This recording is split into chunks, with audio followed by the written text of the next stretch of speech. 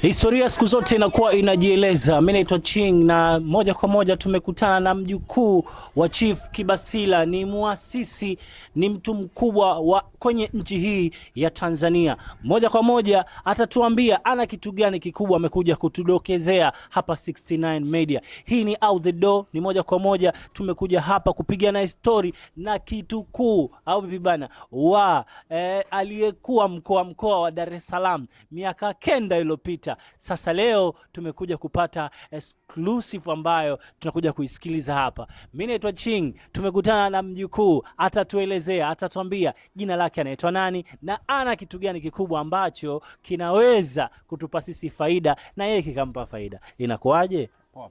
Mambo ni vipi? Safi. Uko poa kabisa? Niko poa. Kwa jina lako, kwa majina yote yako mawili unaitwa nani? Naitwa Omari Kasim Kibasila.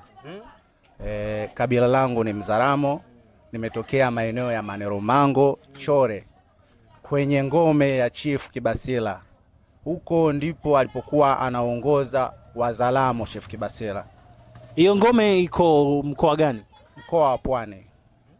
Mkoa wa Pwani, wilaya ya Kisarawe, kata ya Marui. Ndio. Kibasila ni mtu mkubwa, ni muasisi wa nchi. Wewe umetufuata, umetuletea story, umesema Kibasila ni babu yako. Yani ni kwa maelezo zaidi ni kitukuu yani wewe cha Kibasila. Unaweza kutupa historia fupi? Historia fupi ya Kibasila. Kibasila ndio alikuwa mtemi au chifu wa Wazaramo Mzizima kabla haijaitwa Dar es Salaam. Alikuwa anaongoza Wazaramo wote hapa walikuwa wanaishi Dar es Salaam. Lakini yeye alikuwa na familia yake ambayo ilikuwa inaishi Kisangile Bomani. Na historia imeandikwa kwamba baada ya kupambana ndio yamekuja mafanikio kama shule ya Kibasila, hospitali ya Kibasila, kuna kambi ya jeshi Kisarawe Kibasila. Yote ni kutokana na huyo mtemi Kibasila. Kibasila halisi yeye alikuwa ana cheo gani? Kibasila ndo alikuwa kama rais wa mkoa wa Dar es Salaam kipindi hiko ambacho inaitwa Mzizima.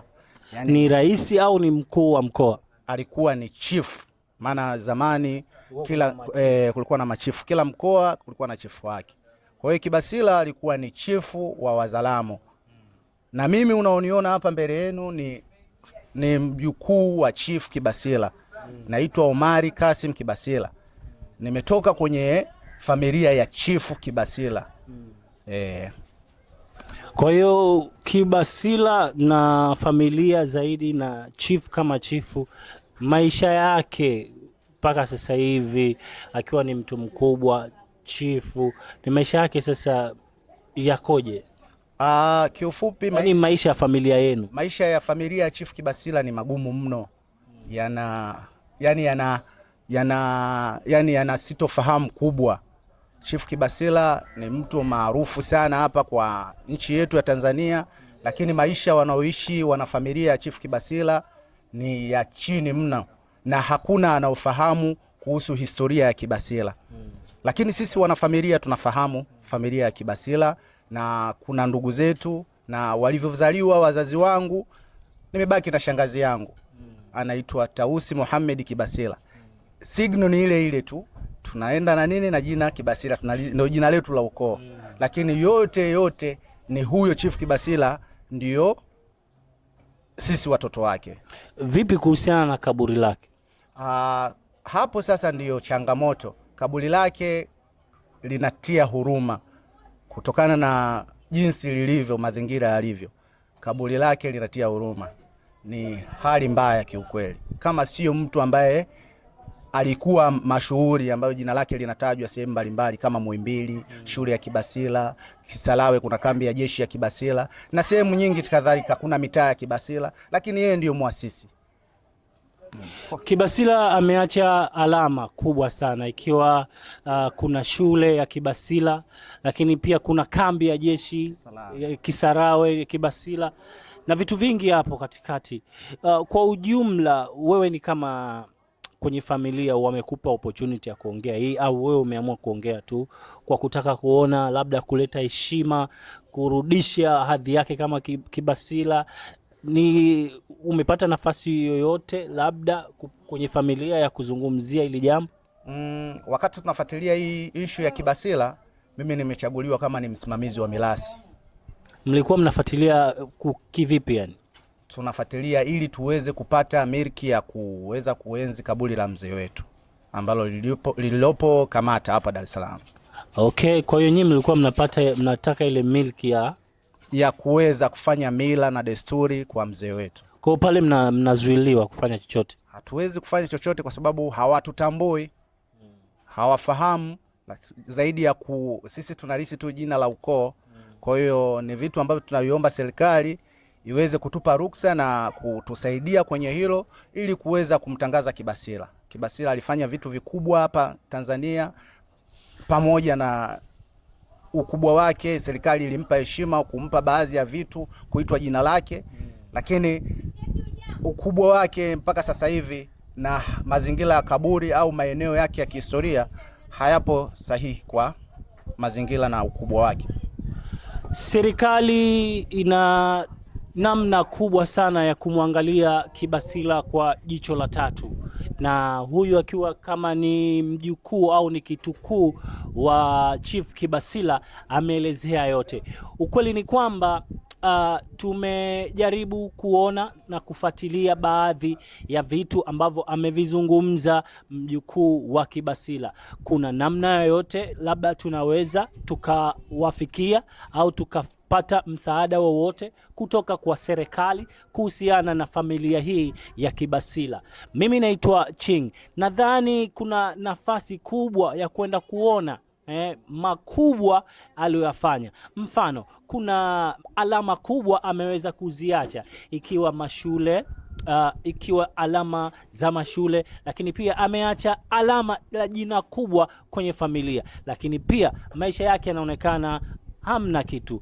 Kwa hiyo kama muasisi wa kiserikali, kama muasisi wa nchi, kama mpiganaji wa nchi, kuna namna yoyote ya kuangalia kuna uwezekano wa kuweza kupata faida, at least wakapata faida kwenye familia ya Kibasila. Na faida yenyewe nazungumzia sio mali, sio pesa, sio kitu chengine zaidi ya heshima ya wao wanaoitaka. Nadhani kuna chochote unaweza kuongea kwa serikali, wananchi, wanajamii kuelewa kwamba Kibasila alikuwa ni mtu mkubwa katika nchi? Ndiyo, kipo. Kibasila ameacha vitu vingi sana hapa nchini na vinahitaji kupewa sapoti, kutangazwa ili kuenda yani kufahamika zaidi, kama kaburi lake kuweza kujengewa. Pia kuna sehemu ambayo inaitwa Kisangile Bomani, waweze kuweka sehemu kama ya makumbusho, watu waweze kuingia wakapata faida serikali. Ni sehemu muhimu, lakini hiyo sehemu ya makumbusho ambayo inaitwa Kisangile Bomani ni sehemu imebaki kama poli tu. Umeona? Ni poli, hakuna kujengewa, hakuna nini, lakini ukiangalia kihistoria ipo Kisangile Bomani na ipo serikalini, inatangazwa kwamba kuna sehemu inaitwa Kisangile Bomani waliishi watu wa kale. Pia Mheshimiwa Joketi wakati yupo mkuu wa wilaya Kisarawe alitoa nakala yake ya historia ya Chief Kibasila. Kwa tunaiomba serikali iweze kutusaidia ili watutambue kwamba sisi ni kina Kibasila, ila kikubwa zaidi ambacho ninachokiomba mimi ni kuweza kupata milki ya kaburi letu, kuweza kuhudumia kaburi letu, kuweza kupata kwenda kumsomea dua kaburi letu. Hatuna uwezo wa kufika pale kwa sababu bado hawatufahamu kina Kibasila ni nani. Sisi ni vijana ambao tumeamua kujitoa ili tuweze kupata haki ya mzee wetu. Sisi ni vijana ambao tumeamua kujitoa ili kupata haki ya mzee wetu, ambaye ni mzee ambaye tunamzungumzia ni mzee Chief Kibasila. Mimi naitwa Chingling in the town, unaweza ukaniita Ching. Tumekuja moja kwa moja, tumepiga story na kijukuu au kitukuu wa mzee Kibasila. Tumefahamu na ameelezea vitu vingi kuhusiana na historia fupi ya Kibasila. Wewe je, unamjua Kibasila alikuwa nani? Unaweza kwa nafasi yako pia kwenda kumtafuta na kukagua na kumwangalia alikuwa nani kwenye hii historia ya nchi. Mimi naitwa Ching, asante kwa kututazama. Asante pia kama uja subscribe YouTube channel ya 69 Media, ni nafasi yako hii. Hii ni exclusive imekuwa nzuri kweli kweli. Asante kwa kututazama, tukutane tena wakati mwingine. Hivyo yani.